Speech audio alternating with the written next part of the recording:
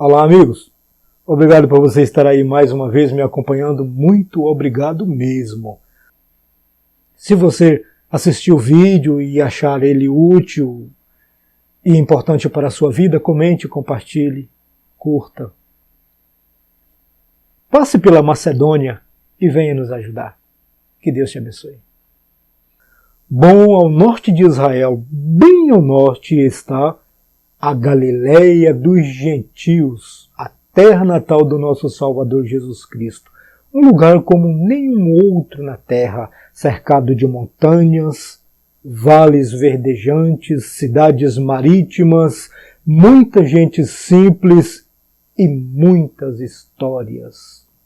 As mais belas histórias de amor que nós já ouvimos contar um dia aconteceram ali naquele pedacinho de chão.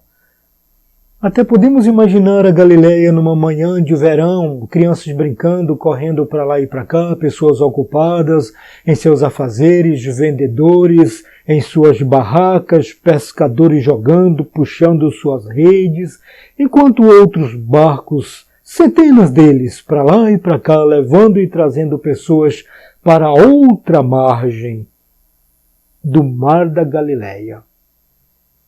Nesse outro lado, à margem direita de quem olha para o norte, ficava uma confederação de 10 cidades. Por isso, Decápolis, de 10.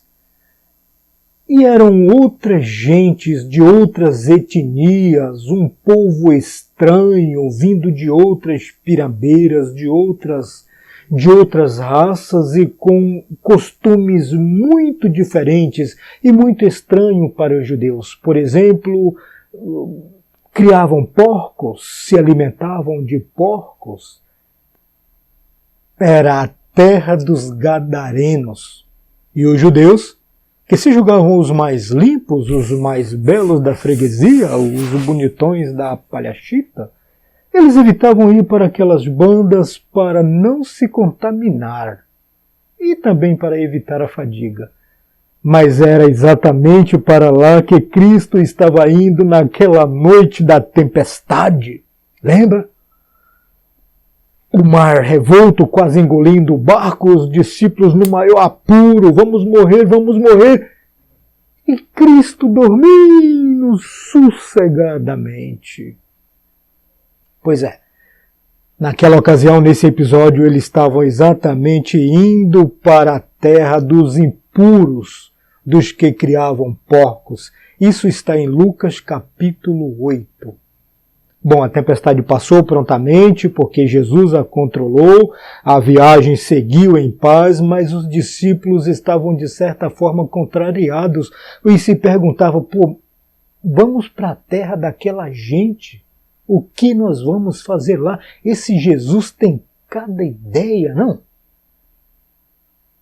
Primeiro, uma tempestade que quase nos mata a todos, passamos o maior medo e agora, olha só para onde estamos indo. Mas que dia, amigo! E o barco seguiu. Horas depois, alguém gritou aquela mesma frase que Pedro Álvares Cabral vai gritar 1500 anos depois. Terra à vista! Dessa vez não era o Monte Pascoal, era a terra dos gadarenos. Chegaram, desceram, terra firme, porém não havia ninguém. O lugar estava deserto, havia um silêncio fúnebre, sombrio, pessoas se escondendo, e não demorou nada para que os discípulos entendessem o que estava rolando. Gritos horripilantes começaram a ser ouvidos quando de repente, uivando como uma fera, rangendo os dentes e fazendo estremecer o chão com os seus gritos diabólicos, surgiu uma criatura monstruosa. Apareceu de cima da montanha e veio na direção deles correndo, gritando, grunhindo e destruindo tudo que se encontrava pela frente. Era por acaso o abominável Homem das Neves? Um tipo de orango-pendeque? Talvez um daqueles titãs da mitologia grega que destruía tudo? Quem sabe o Thanos lá da Marvel, dos Justiceiros? Seria por acaso o Tiranossauro Rex que resolveu dar as caras? Ou seria o demônio da Tasmânia? Não, não.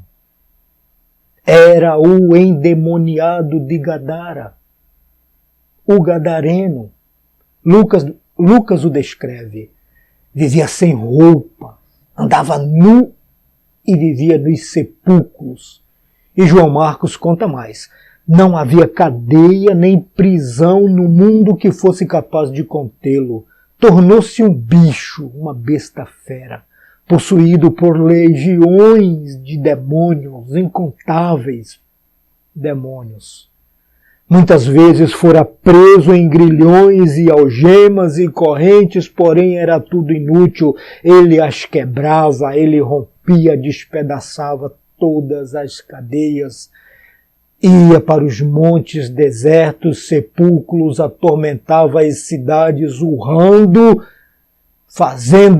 causando terror e se ferindo todo nas pedras. Está em Marcos capítulo 5, versos de 3 a 5. Consegue imaginar a situação daquela pobre criatura? Então ele veio. Ele desceu na direção de Jesus com raiva e ódio, como se fosse estraçalhar e destruir tudo, e na toada que veio para cima do mestre, ele desabou. Desmoronou por terra como um prédio implodido. Ou, se preferir, caiu como uma jaca madura.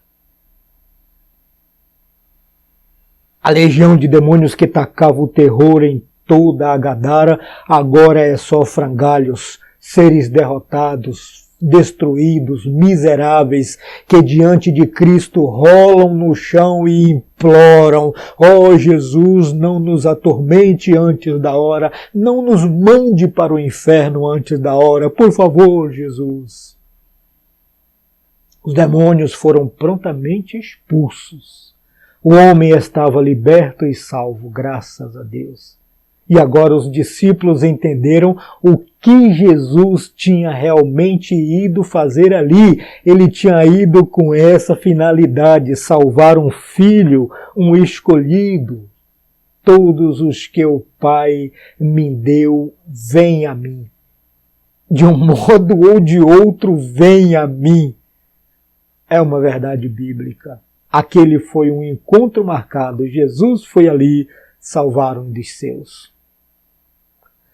Aqui eu me lembro de um outro episódio, do qual ainda falaremos em outro vídeo, quando Jesus salvou um certo pecador, e ele vai expressar a seguinte frase: hoje veio salvação a esta casa, porque este também é filho de Abraão, e o Filho do Homem veio buscar e salvar os que se haviam perdido. Mas que impressionante, amados! Que incrível, que magnífico!